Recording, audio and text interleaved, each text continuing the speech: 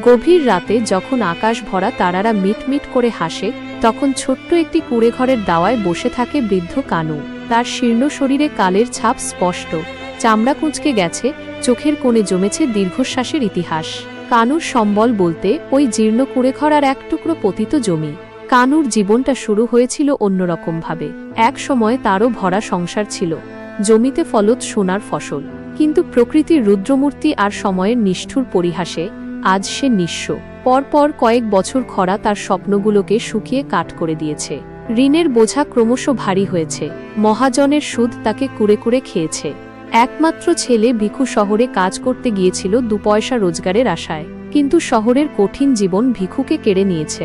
কানুর বুড়ি স্ত্রী ভগবতীও আর নেই। অভাব আর দুশ্চিন্তা তার শরীর ভেঙে দিয়েছিল।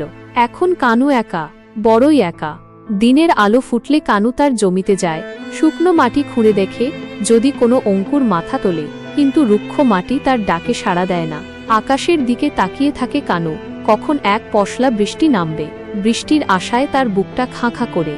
সন্ধে নামলে কানু ঘরে ফেরে। পেটে খিদে থাকলেও রান্না করার মতো কিছু থাকে না প্রায়।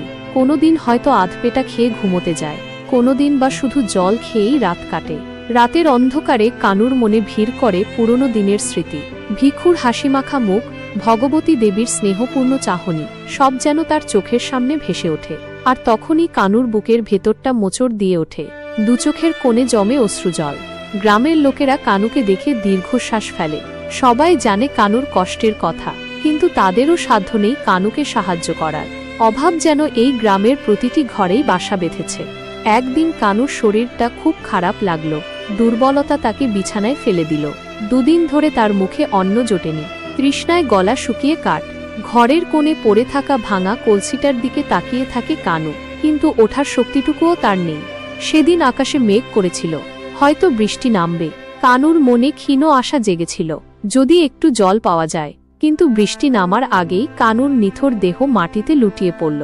পরের দিন সকালে গ্রামের লোকেরা কানুর কুঁড়েঘরের সামনে ভিড় করল, তাদের চোখে জল।